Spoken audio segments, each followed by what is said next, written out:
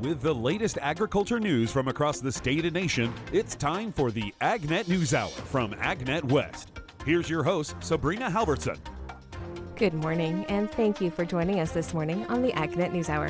Coming up later, nut shipments are showing varied trends in recent months. We'll have more on that, but to start the day today, funding is available for renewable energy projects in rural America. Chad Smith has the details. The U.S. Department of Agriculture is announcing $145 million in funding for 700 loan and grant awards through the Rural Energy for America program, or REAP, to help agricultural producers and rural small business owners make energy efficiency improvements and renewable energy investments to reduce energy costs, generate new income, and strengthen the resiliency of their operations. Energy technologies eligible for the loan and grant awards include wind, solar, renewable biomass, ocean, geothermal, hydroelectric, and green hydrogen. Projects that combine solar and storage are also eligible for funding. What exactly is a solar and storage project? Tony Jimenez, a researcher at the National Renewable Energy Laboratory in Golden, Colorado, explains. Solar and storage project, and maybe another term slightly more precise would be PV and storage, since solar can include solar thermal and concentrated solar, is basically a renewable energy installation that includes both the PV system and a storage component,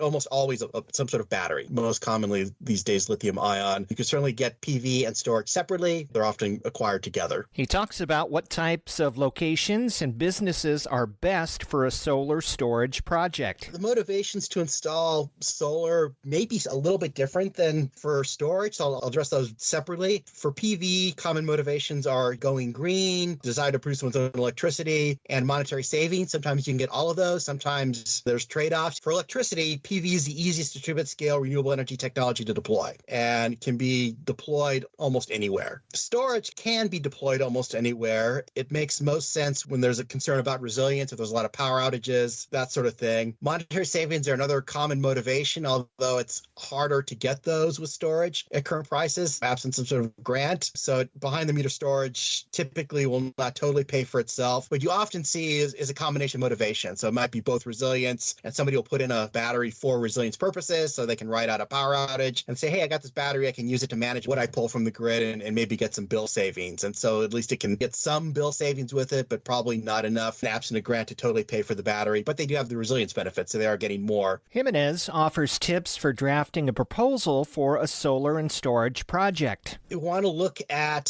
first when sizing the PV, a good maximum size for the PV would be the system that produces about as much as the annual consumption. If you go way bigger than that, you should have a good reason. For storage, a way to look at it is hours of autonomy. So basically you take your average load, so basically your annual consumption divided by 8760, which is the number of hours in a year, and compare that to your energy storage capacity of the battery. For example, if you have a battery with 10 kilowatt hours of storage and an average load of 2 kilowatts, that gives you about 5 hours of autonomy, and that's kind of a good metric to think about how much storage you want. Typically, the larger the load, the size of the battery relative gets smaller. So for example, if you have a residential system that's grid connected, you might go up to maybe a day's worth of autonomy. If you're talking a large commercial, say several hundred kilowatts or megawatt scale, might be 1, 2, 3 hours. Agricultural producers and rural small business owners who want to learn more about renewable energy concepts can visit the National Renewable Energy Laboratory's Energy Basics page at www.nrel.gov/research/learning. Anyone interested in applying for USDA's REAP funding is encouraged to contact their local USDA state energy coordinators for more information. Interested applicants can also visit rd.usda.gov, enter Rural Energy for America in the search box. Remaining application windows in 2024 end on June 30th and September 30th. Reporting for the National Renewable Energy Laboratory, I'm Chad Smith. Are you having problems locating the right federal energy program for your purposes? USDA has a new guide that may help you. Here's Gary Crawford. There are all kinds of federal loan and grant programs that deal with starting up clean energy or renewable energy projects. Some of those programs geared to large projects affecting entire communities, others designed for individuals or small businesses, but it's almost impossible to know all about all of these programs. And so we want to make it easier for rural communities to identify federal funding opportunities for energy projects. And so Agriculture Secretary Tom Vilsack has just announced the establishment of a rural energy resource guide coming out of rural development and the Rural Utility Service, which will provide an opportunity for individuals and communities to have an easy source in order to be able to gain that first level of information necessary to take full advantage of the programs that USDA has to offer. To find out more, go online and search Rural Energy Resource Guide. Rural Energy Resource Guide. Gary Crawford reporting for the U.S. Department of Agriculture. You're listening to the AgNet News Hour. I'm Sabrina Halvorson. In today's National Spotlight, it's been really hot, earlier than usual this year, and in parts of the Midwest, dry. Todd Gleason reports it all has Corn Belt farmers worried, as usual, about yield. Now, the heat stress could be a problem, but it's unlikely at this point, though that can change. Purdue University Professor Emeritus of Agronomy, Bob Nielsen, wrote an article yesterday outlining this view. He notes corn yield potential at this point in the season is determined by two of the three yield components, plants per acre and number of potential kernels, ovules, on each plant. That third yield component, weight per kernel, is determined later in the season during grain fill. Plants per acre at this stage is pretty much a done deal, so at the moment it's about kernels per ear. More to the point, setting the maximum number of possible kernels. Those are determined early in the season from about V5 to around V12, V4, says the corn guy, V5 to V7 really, but it extends out to V12 to V14. The corn guy is Nielsen's nickname, and he says one might imagine the current hot spell could spell trouble for yield by limiting the maximum number of kernels, but in reality, probably not. Now, that being said, my experience is that it requires extremely severe stress during leaf stages V5 to V12 or 14 to decrease maximum kernel numbers, in other words, ovule numbers. However, some fields in Indiana are probably stressed enough during the current hot spell to impact the potential for kernel numbers prior to pollination. Those fields would be those where early root development has been severely compromised to begin with, meaning fields with significant shallow soil compaction due to the wet spring and tillage that we experienced, or soils that simply don't allow for deep root development, for example, eroded hillsides. The combination of unusually warm temperatures for mid-June, moderately low humidities until recent days at least, both of which lead to high rates of soil evaporation and plant transpiration, brilliant sunlight, and either restricted root development or simply small root systems due to the fact that they're young plants. These kinds of combinations can cause severe stress on young plants.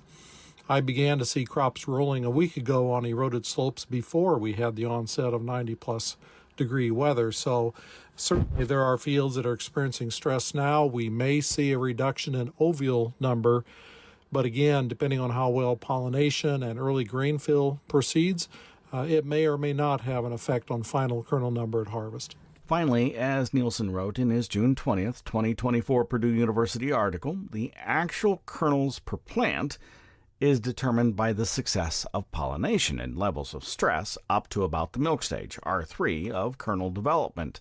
The plant, he says, produces way more potential corn kernels, the maximum, than are usually harvested. It's not uncommon to find 50 to 55 ovules per row on an ear leading up to silking, but the common range in ear size at harvest is more like 30 to 40 kernels per ear row. Nielsen's point is that a reduction in ovule number during the ear size determination period does not automatically translate to lower yield, particularly if growing conditions during pollination and early grain fill stages are favorable for kernel set. I'm University of Illinois Extension's Todd Gleason.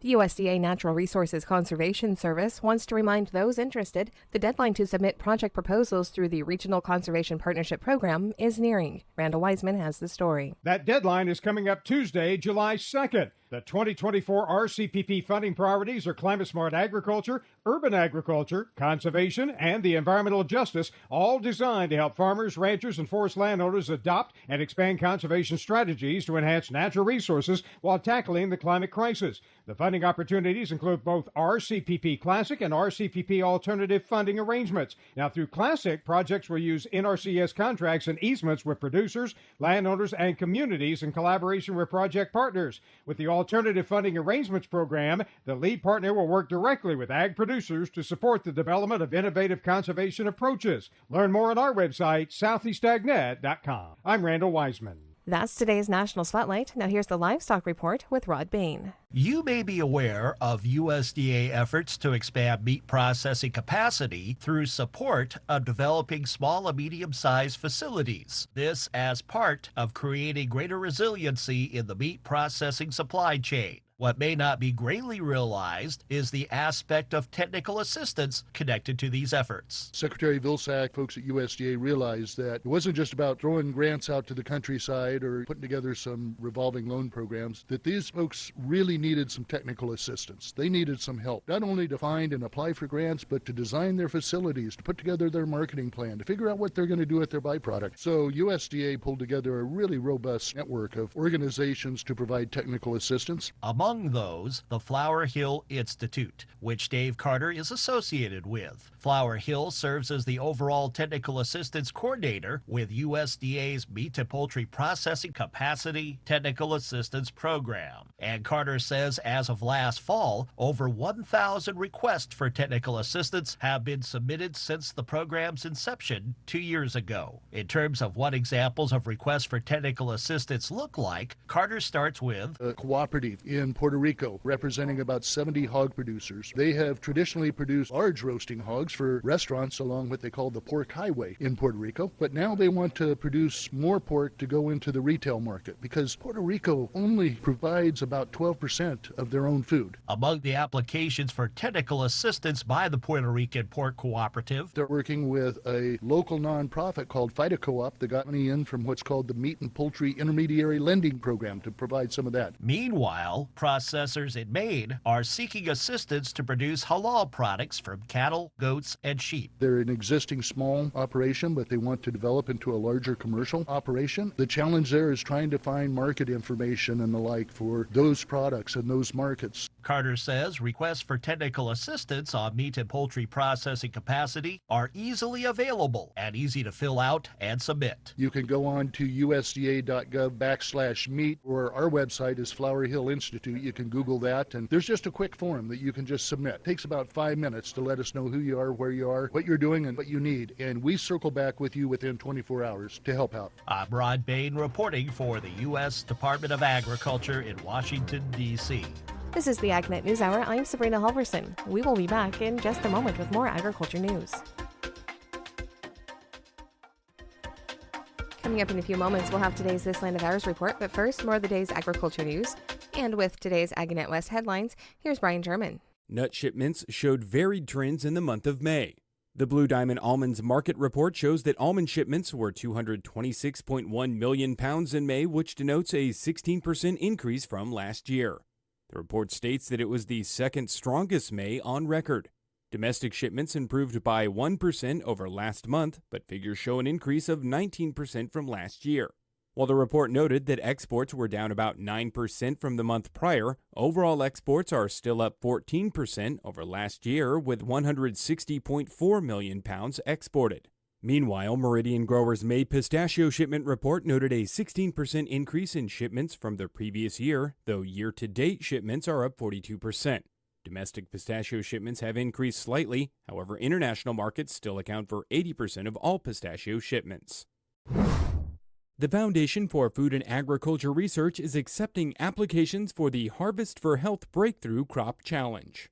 The aim of the challenge is to promote underutilized crops to diversify the global food supply.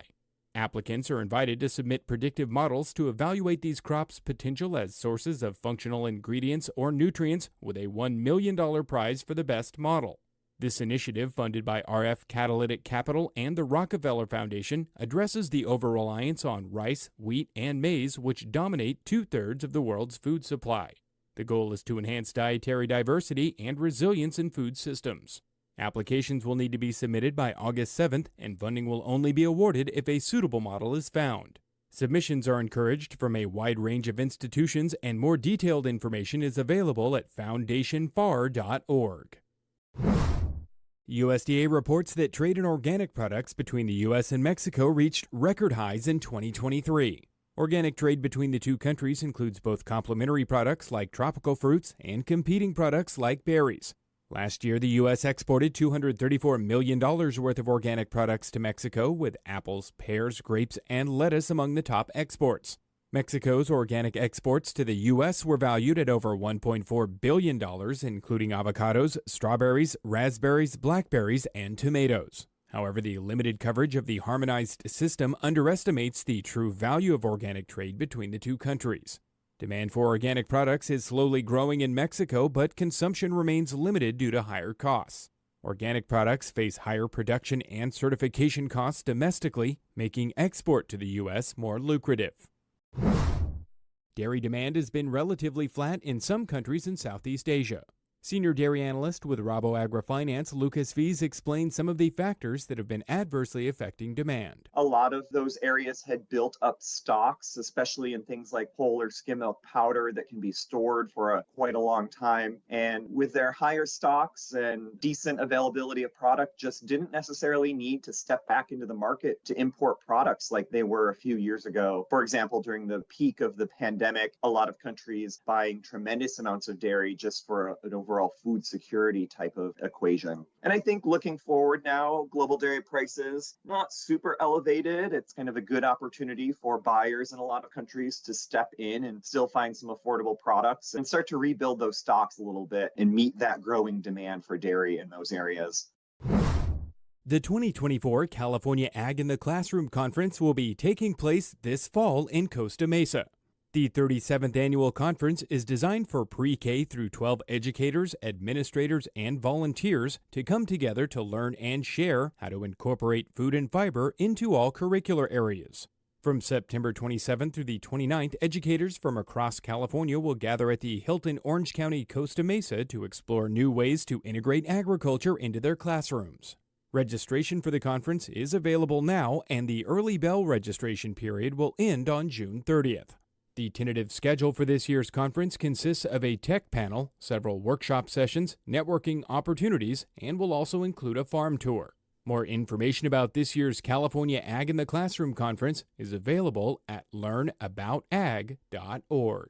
I'm Brian German for AgNet West Radio Network. Some would call it a breakfast staple. Why there's more maple syrup coming this year. That's coming up on This Land of Ours. If you love maple syrup on your pancakes and waffles, wait until you hear this news from Lance Honig of USDA's National Agricultural Statistics Service. Overall this year, we've measured about 5.86 million gallons of maple syrup produced. That is up 21% from what we saw last season. Last season was a little bit of a dip from what we had seen in 2022, which is our high point. So the 5.86 million gallons is roughly our second largest production total that we've seen over time. He notes that the increased production total involves the returning of states into the NASS maple syrup reporting for 2024 after an absence, including in 2022 and 23. And while that may affect the total maple syrup production, Honig acknowledges the 2024 count still finds itself on the high end of the production spectrum over time. I'm Rod Bain reporting for the U.S. Department of Agriculture in Washington, D.C. This segment is brought to you by Live Earth Products. To get to know a little more about Live Earth Products, we're talking on the phone today with Vice President Russell Taylor. What about humates in animal feed? When can you add humates to the animal feed, and what is the benefit of that? So the interesting thing about animal feeds is just like the fertilizer side, there's actually a lot going on in legislative processes. So there's an act out called the Innovative Feed Act. And currently, you can't include things in animal feed that are giving you other benefits besides nutritive benefits. Let's say, for example, you had a cow that was eating a product that reduced its methane emissions, those enteric gases that are caused just in the natural digestion of a ruminating cow. You can't claim that those products do that benefit.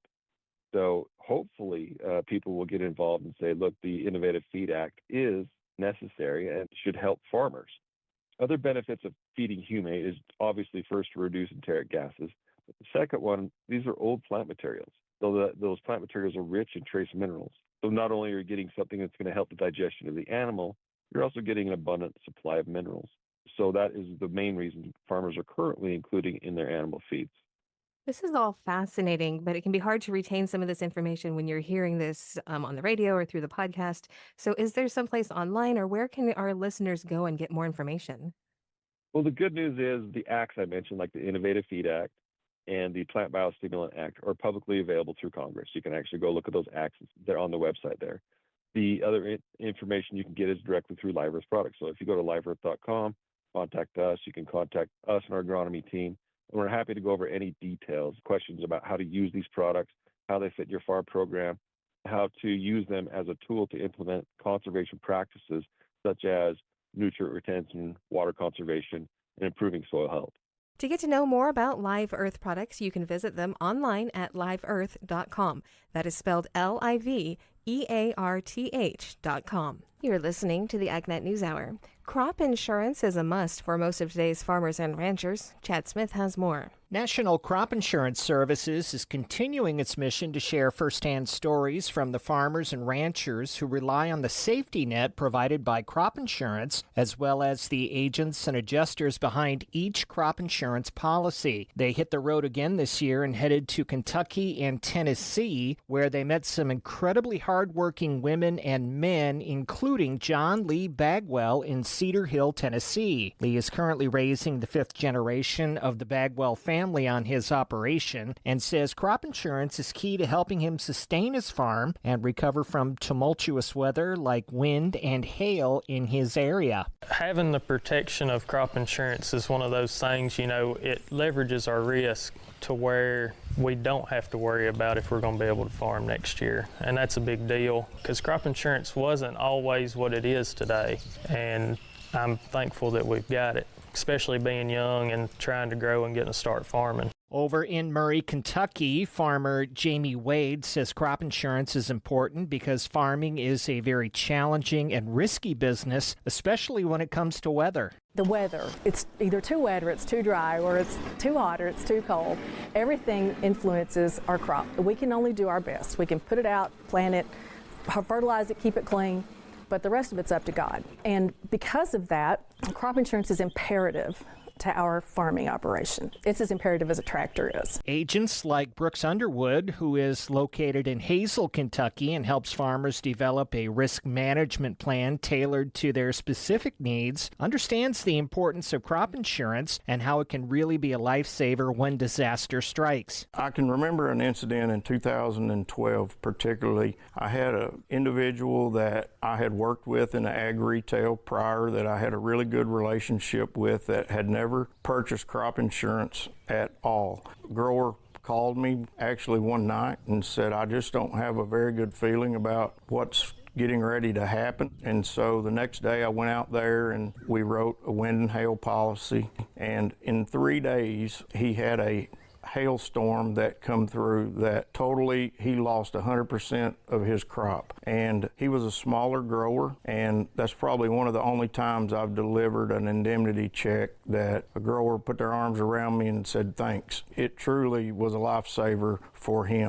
These testimonials confirm that crop insurance is a must for today's farmers and ranchers. You can watch these stories and learn more about the importance of crop insurance at cropinsuranceinamerika.org. Chad Smith reporting. The latest forecast for cherry production and availability, both for sweet and tart cherries, is now available. Rod Bain has more. A summertime delicacy, highly anticipated by some. Cherries. We just think of cherries as cherries, but really sweet cherries, tart cherries, almost two completely different crops. About 3/4 of the cherries that are produced here in the U.S. are the sweet cherries. And then the tart cherries make up the other roughly 1/4 of that total cherry crop. The sweet cherries, that's what you're going to just grab, pick up, and eat. Those tart cherries, we find them in a lot of the baked goods or other type prepared desserts. Lance Honig of USDA's National Agriculture Agricultural Statistics Service is among those who annually track both sweet and tart cherry production in our country. So what does 2024 reveal regarding potential cherry production? And in turn, how many cherries are available for our consumption this year? He starts with sweet cherries. More should be available for summertime snacking this season. But Honig notes the forecasted increase comes with a caveat. We did bring a state back into our estimating program here at NASS. Michigan, a huge producer of tart cherries, not quite so big on sweet cherries. A few years ago, we kind of dropped them out. They picked up their production gain a little bit, and so they're back. The Wolverine State's contribution of 22,000 tons of sweet cherries to the count offsets expected production declines with two of the three major sweet cherry growing states, Washington and California. Yet, if you look in California in particular, that's still a very large crop. They're actually coming off a near record crop last season. And so even though it's down in California, still a very big crop there. A little bit below average crop in Washington, but still good size. So bottom line regarding this year's sweet cherry crop, we're actually still looking at an average or above average size crop. So availability should not be an issue this year for the sweet cherries. Turning to tart cherries, will there be plenty for 4th of July cherry pies and other summertime baked goods? Overall, nationally, we're looking at 222 million pounds. A nice big number there. You may have heard Lance Honig earlier mention Michigan's place as far and away the largest tart cherry growing state. Their role in this year's national tart cherry production count remains dominant. In fact, out of those 222 million pounds, they account for 182 million pounds of that total. So a huge percentage of the total there. And in Michigan in particular, they're looking at their largest crop since 2018 with a 37% increase from last year's crop. Last year in Michigan, we did have some freeze challenges that really limited the crop there. So that big increase, and it is still a very large crop historically. And so we're in great shape on tart cherries for this season. I'm Rod Bain reporting for the U.S. Department of Agriculture in Washington, D.C. USDA Chief Meteorologist Mark Brusberg says the cotton crop is improving. Unlike corn and soybeans, the cotton is holding its own. They've been having some very good rain of late in the southern high plains, and it's been nice and sunny and not excessively hot. They've had summer warmth in the southeast. 56% of the crop was rated good, excellent this week. That's up 2 points from last week and ahead of last year's 49%. And as far as setting bowls? Crops are setting bowls at a little bit of a higher rate than we would see. It was 8% setting bowls this week. Last year they were at 4%, and the 5-year average has them at 5% setting bowls. So far, Arizona is the farthest along. This is the AgNet News Hour. We will be back in just a moment with more agriculture news. You're listening to the AgNet News Hour. Chuck Zimmerman has today's featured interview. Hello and welcome to the Zimcast. I'm Chuck Zimmerman. I'm getting a break from the agriblogging highway after last week's Ag Gateway mid-year meeting in Altoona, Iowa. Cindy and I have worked on our calendars through the end of the year, and there are quite a few more places that we will be around the USA. In this episode, I have a conversation with Gardner Hatch, the new Executive Director of the National Association of Farm Broadcasting, or NAFB, we like to say. We've known Gardner for a long time, and he's a card-carrying member of the Zimcom Golden Mike Club and was the recipient of one of the first Golden Mike Awards at the Agri-Marketing Conference. So let's get this started, Gardner. It's great to talk to you after you've had some time to get a little bit established in this new career move. What drew you to this position, and what are some of the things that influenced your decision? Hey, Chuck. Well, thank you for having me on. And yes, I am a proud card-carrying member of the Gold Mike Award. You know, I've been in this industry, as you said, for a long time, for over 30 years. And most of my role has been on the marketing and communications and public relations side, all on the agency side. And I was looking for two things. I was looking, one, for something new, still working in the industry. And honestly, I have been very involved at NAFB, particularly over the last 5 years. I just came off of spending 2 years on the board of directors as the allied industry representative on the board. That was the tenure where the board developed the strategic plan for the next 10 years for the association. And I really became interested and really passionate about the future of NAFB. So that combined with just looking for something new where I could bring my kind of marketing experience and strategic leadership and also managing people into something that's I'm really passionate about, which is NAFB. So it just seemed like a great match, and the board of directors agreed, and they hired me for this role. And now I'm in my third week in the position. Well, there's so many activities and member benefits and programs in NAFB. It would take quite a while to discuss all of them. But what are some of the things that you were most interested in even before taking the job? To me, NAFB is, and I've said this to the board many, many times, it's a unique organization because at the core, you have your farm broadcasters. And as we know, farm broadcasting has changed over the years. You know, the NAFB itself is an 80-year-old organization, but farm broadcasting, started before then even, with farmers getting on the air and talking about grain prices in the markets and ultimately weather. So what fascinated me was how farm broadcasting has changed. But at the core, we are talking about the trust that farm broadcasters have with their audience. And it's truly relevant even in today's communication age. So you have the core of the farm broadcasters. Then you bring in the allied industry. You bring in management and sales, those connected with farm broadcasting.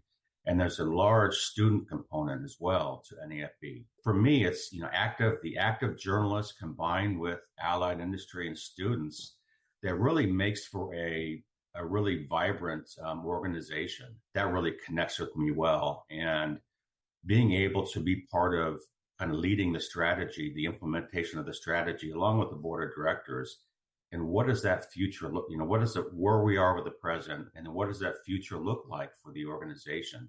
Because we're serving a wide array of audiences here. What does allied industry need to be able to add farm broadcasting to their schedules? What kind of resources, what kind of education do they need?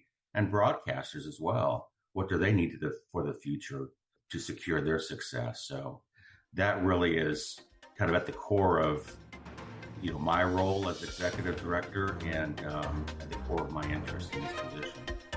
You're listening to the AgNet News Hour. We continue now with today's featured interview with Chuck Zimmerman. As you are starting in this first year in the position, what are some of the priorities that you will be working on or need to work on? In addition, I guess, Chuck, in addition to, the business of NAFB is as an association and, making sure that the staff, we have a talented staff on board, they're in Platte City, Missouri, leading and inspiring the staff and just taking care of the business end of NAFB to make sure that we're aligned for the future, that we're within budget and we're aligned for the future. It's really about education programs, for the members. One thing we're looking at is leadership training for the membership. What are some of the skills that they need, even beyond just for broadcasting itself? What do they need for success? We're looking at a leadership program for membership and really expanding that. And, so that they're well aligned for what the future of communications looks like. In addition to the ongoing education programs that we have for NAFB, of course, the fall conference, we just came off of Washington Watch, where we bring in broadcasters and allied industry to Washington, D.C. for a few days to connect with legislators and other policymakers in Washington. That's a huge opportunity, and that's something that we want to look at expanding as well. When we talk about education, we have the summer conference coming up, or the summer event in St. Louis. So there are a lot of things throughout the year that we want to make sure that we enhance and get more people involved, and then adding other things as well. Resources. What do members need for resourcing?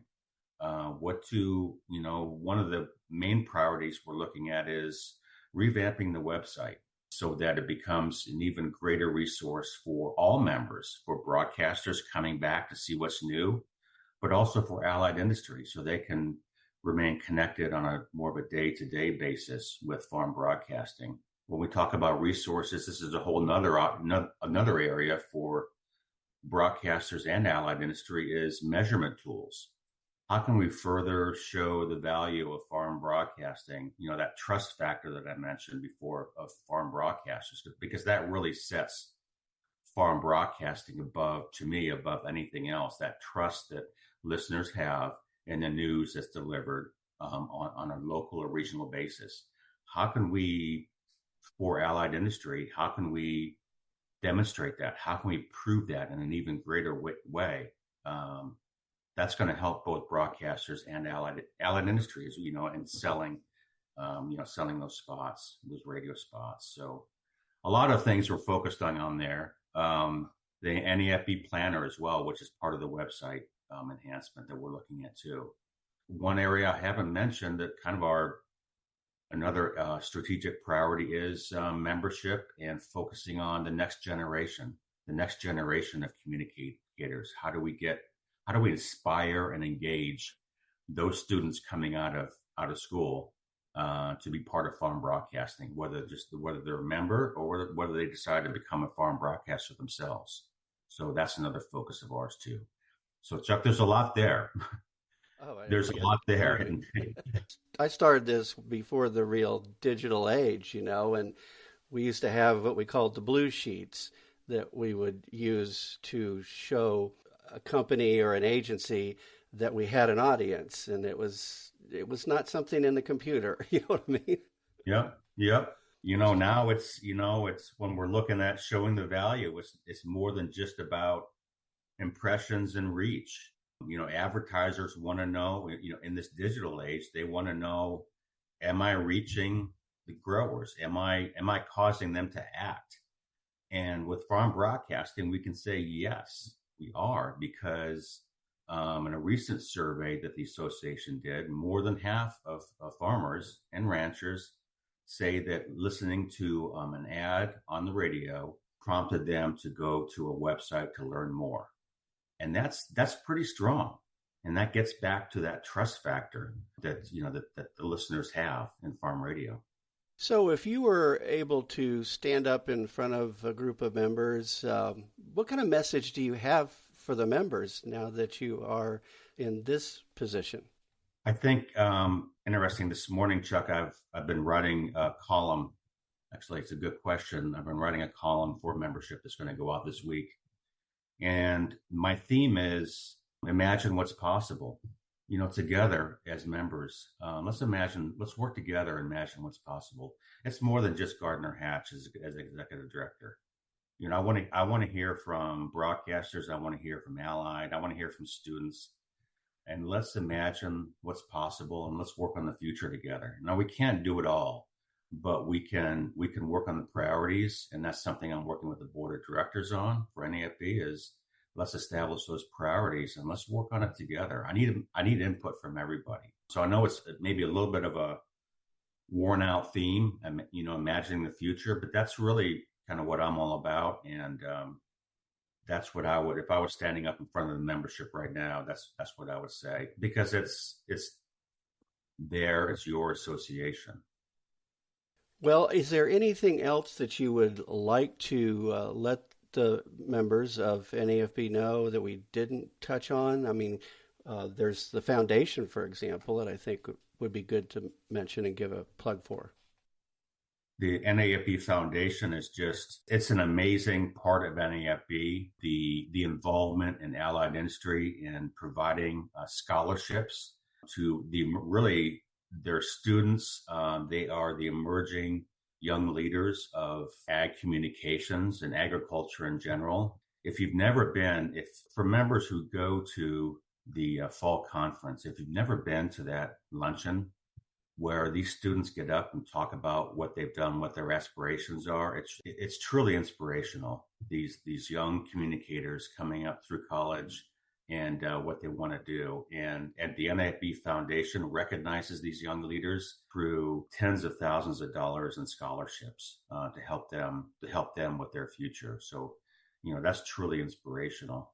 For me as an allied industry member with NIFB for so many years, myself, another inspirational part of the fall conference is the Night of Honors, which is on, that's after trade talk during the convention, and seeing it's usually two broadcasters who were honored for their contributions to farm broadcasting, to the local communities, to NAFB, and seeing them honored, and seeing a lot of their peers, talking about them and what they contributed. Truly inspiring. That's another component that I'd like to call out for NAFB as well. All right. Well, thank you very much for your time, Gardner, and I'll just say congratulations again. Thank you, Chuck. Thank you for having me on. That's today's top agriculture news. I'm Sabrina Halvorson. Thank you for sharing your morning with us. To get more information on the topics you heard today, visit AgNet West online at agnetwest.com. You can also stay connected by following us on our social media at AgNet West on Facebook, Instagram, and Twitter. You can also find our broadcast team of Brian German and Sabrina Halvorson on Facebook and Twitter. Thank you for listening to the AgNet News Hour from AgNet West. AgNet West Radio Network, your primary choice for agriculture news.